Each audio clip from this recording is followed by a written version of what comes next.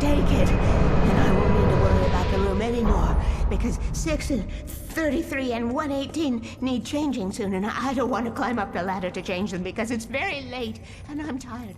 And if you take it, I won't have to do that anymore. The page was autobiographical, a memory from my childhood.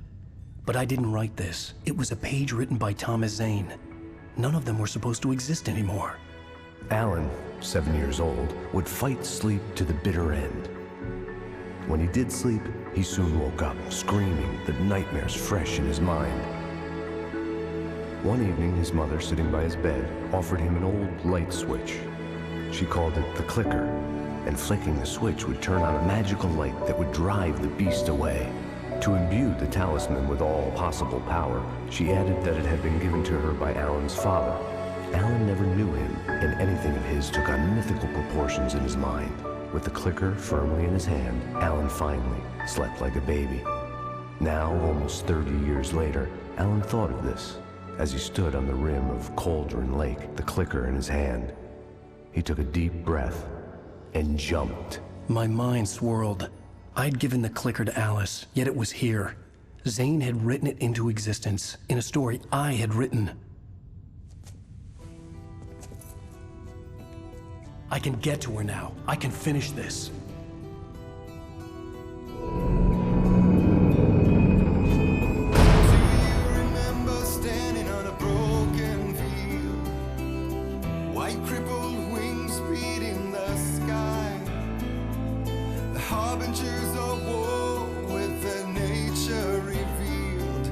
Chances flowing by. If I can let the memory heal, I will remember you with me on that field. Previously on AlanWake, I wrote a horror story that has come true. Thomas Zane did the same in the 70s. You will go no further. If I continue like the Dark Presence wants me to, the story I'm writing won't save Alice. It's a horror story. No one will survive. You knew Zane! Thomas Zane! You're the Lady of the Light in the song! He left something behind to help me. The clicker. Alan thought of this as he stood on the rim of Cauldron Lake, the clicker in his hand. He took a deep breath and jumped. I can get to her now. I can finish this.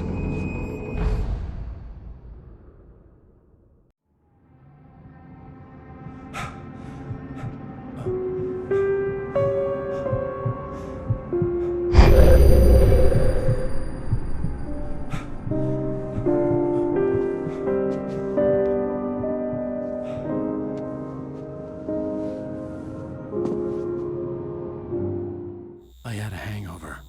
My head was about to explode and the light hurt my eyes. I needed my sunglasses and painkillers to dull the pain. In one of my finer moments of self-deception, I swore to quit drinking.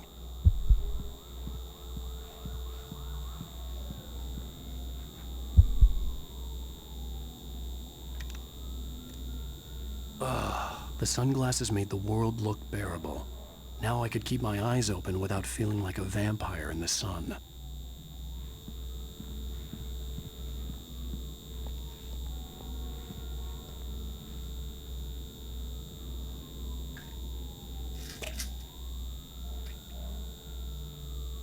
The pills worked fast.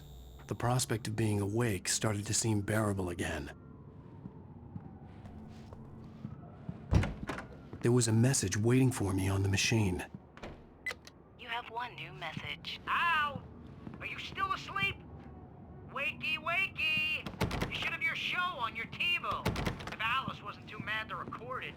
As she called me earlier and really chewed me out. Yeah, we went a little over. Ladies and gentlemen, welcome back to the Harry Garrett Show. Thank you. Thank you, everybody. We have a great show tonight. I've been talking with the best-selling author AlanWake about his new book, The Sudden Stop.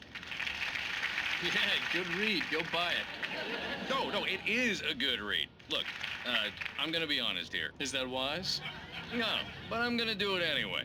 I got people who give me the lowdown on books. I'm a busy guy. But this one, I actually read from cover to cover. I mean, I'm a big fan. Wow, thanks. Now, this might be a spoiler for those who haven't read the book yet. Based on the sales figures, the 2 people out there who haven't read the book yet. But this last book is all about the death of the main character, the hard-boiled New York detective, Alex Casey. Now, there's been a lot of outrage about this. Why the hell did you kill Casey? What the hell were you thinking, man? Good riddance. No, seriously though, 7 years and 6 books is a long time. He was a gloomy guy to spend all your working hours with, and it was a good run. But it's time to explore new things. My next book will be a departure from the old for me. You selfish bastard, always thinking of yourself. Well, you've certainly given us a lot of entertainment over the years. And now that you mention it, Casey was a gloomy guy. Never had much luck with his love life with the ladies. Was that autobiographical in any way?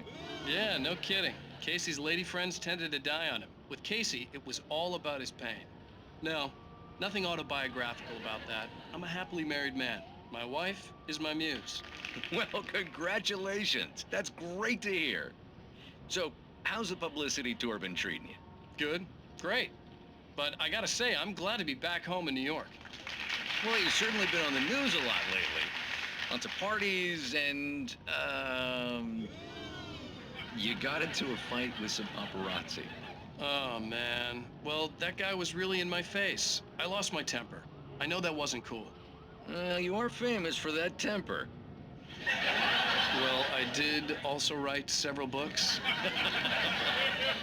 Well, your latest novel is called The Sudden Stop, and it's in bookstores now. Go get it.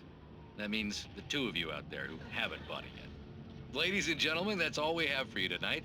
I want to thank all our guests for the evening. Alan Wake, Sam Lake. Once more, do the face for his Sam. There we go. And our musical guests, Poets of the Fall. Thank you, and good night. At least I'd been funny. I told myself I could live with that. Hey, honey. Did you watch the show? I didn't say anything stupid, if that's what you want to know. Okay, Grumpy. You want an aspirin or something? Are you going to start with me about drinking now? You know what? I should have followed Go her back to advice, but suddenly I was angry. What? Now you can't even talk to me? Well, this morning I was angry because you said you'd be home at midnight and you showed up at 7 a.m. and passed out in mid-sentence. Now I'm over it. Are you angry? This goddamn tour. It's gotten out of hand. Oh, honey. It's almost over, right? We can get back to normal. Then you can start writing again. I'm sorry, honey. Alan, you're not thinking straight. Just take a shower and go back to bed, huh? Yeah, you're right, honey. I'm sorry. Once this is over, let's go away together. A vacation. Just you and me. Some peace and quiet.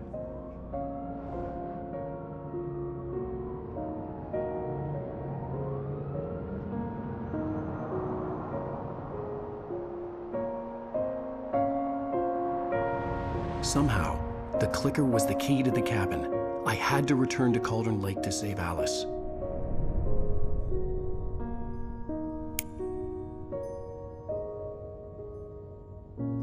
I'm going back to the lake to finish this. I'm going to write an ending to the story in the manuscript on my own terms, to make it all right. Why can't you just write it here?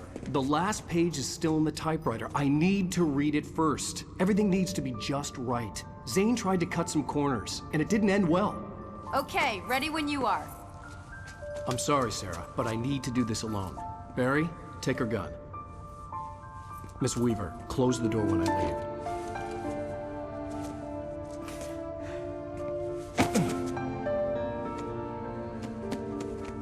Good luck, Al. See you later.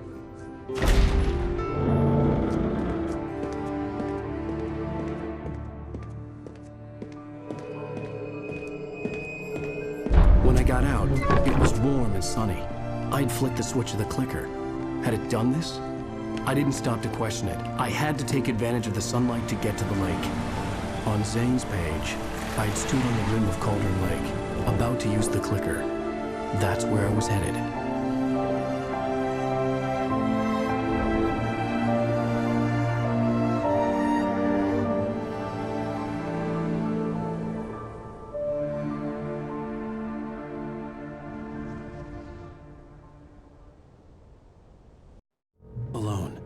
in daylight, surrounded by the beauty of the Pacific Northwest landscape.